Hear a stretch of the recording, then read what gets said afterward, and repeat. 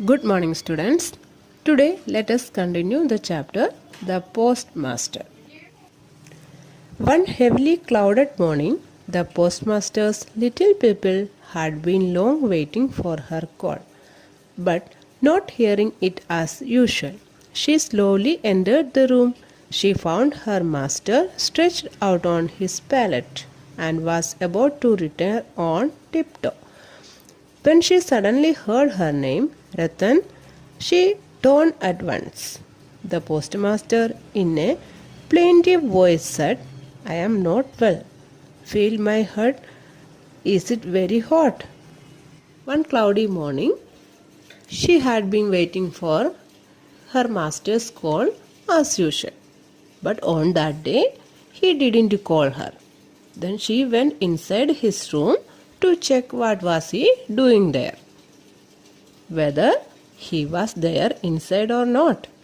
For checking that, she went inside. Then she found he was lying on his pallet. Here pallet means bed made with straw or a cloth bag filled with straw, usually used for sleeping on. Okay? She thought that he was sleeping, so she thought to leave the room. No need of disturbing him. And she was trying to go out. Then what happened? She heard his sound calling Ratan. Actually, what was he doing? Actually, he was not sleeping. He was ill. And she thought he was sleeping. Then he told her in a plaintive voice. Plaintive voice means a sad voice, weak voice, etc. Okay. He was not well and to touch his head to check whether it was hot or not. Okay. Who told her? The postmaster. To whom? Ratan. In the loneliness of his exile, and in the gloom of the rains, his ailing body needed a little tender nursing. Ratan ceased to be a little girl. She at once stepped into the post of mother, called in the village doctor, gave the patient his pills, sat up all night by his pillow, cooked his gruel for him, and every now and then asked, Are you feeling a little better, Dada? Then what happened? That time the postmaster was in a worse condition. He needed the help of his mother or sister. But anyone was there? No, no one was there. And Ratan was a small girl also. So he didn't expect anything from her also. But she knew his needs. Whose needs? The postmaster's needs. And she stepped into the post of his mother and started to behave as his mother.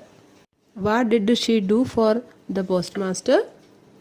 She called the doctor, gave medicine to the postmaster timely as per the instruction of the doctor, and sat up all night by his pillow and cooked liquid food for him. And all time she asked him, Are you feeling a little better, Dada? Okay.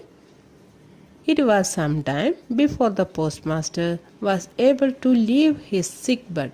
No more of this, said he with decision. I must get a transfer. He at once wrote off an application for a transfer. As he felt a little better, he took the decision to go to his own native place. Means he wanted his transfer. So he wrote an application for his transfer. Ratan again took up her old place outside the door. But he no longer heard the same old call. She would sometimes peep inside furtively to find the postmaster sitting on his chair or stretched on his pallet.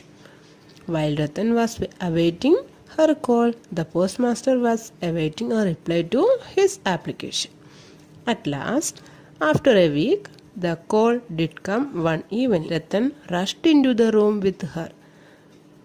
Were you calling me, Dada? The postmaster said, I am going away tomorrow. Ratan, where are you going, Dada? I am going home. After some days, the postmaster became well. Then Ratan went her old place. Where was her old place? Outside the door. She expected all time for the postmaster's call, but he didn't call her again. So sometimes she peeped inside his room secretly. For what purpose? To see whether he was ill or not. While Ratan was waiting for his call outside, then the postmaster was waiting for his reply to his application for transfer. He did not want to stay that place anymore. Why? Because his relatives were living in Calcutta only.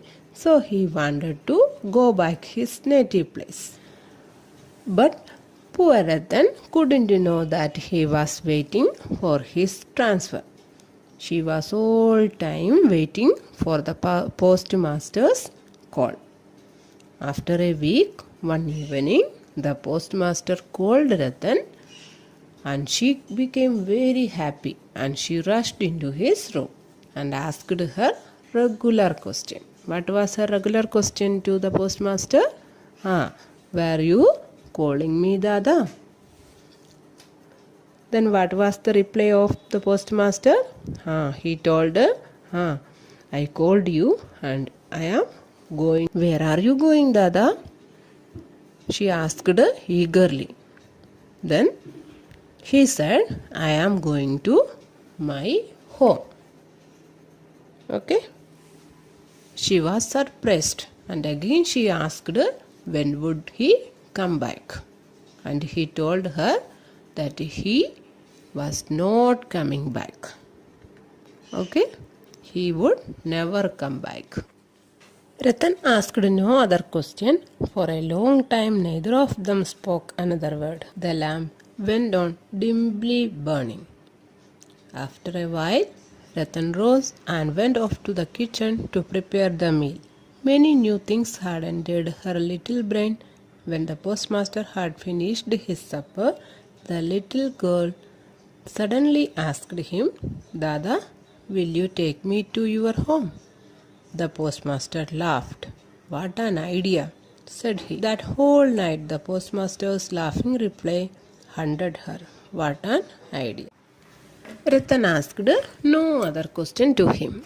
The postmaster was also in a silent mood. After some time, Ratan went to the kitchen and prepared the meal for them. So many new things and questions entered her little brain, but she didn't ask any question to him. When the postmaster had finished his dinner, Ratan asked him to take her also to his home. Then what happened? The postmaster laughed and said, what an idea. And after that the postmaster did not say anything and he went to the bed for sleeping. And the girl also went to her own place. But throughout the night in her little mind, the laughing reply of the postmaster was there. She couldn't sleep. She liked him so much as his father and liked to go with him to his home as his own child. On getting up in the morning, the postmaster found his bath ready. After the bath came a call for Ratan. She entered noiselessly and looked silently into her master's face for orders. The master said, You need not be anxious about my going away, Ratan.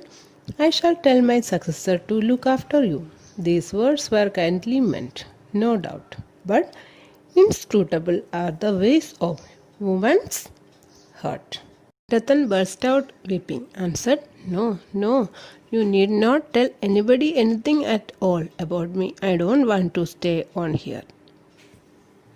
The postmaster was dumbfounded. He had never seen Ratan like this before. On the next day, after taking bath, the postmaster called Ratan, and she came and looked silently into the postmaster's face for orders. Because all time she came there and did some odd work for him. So she expected he called him for some orders. Then the postmaster said to her, no need of worrying about his going. He would say to his successor means who comes next in his position, to look after Ratan also. But Ratan was in an anxious and nervous mood. She started weeping and said to him no need of saying anything about her to anyone, and she didn't want to stay there. The postmaster was surprised because he had never seen her like that before. Students, hope you have understood today's class. Let us end this section here. The rest of the chapter we will learn in our next class. Okay? Thank you.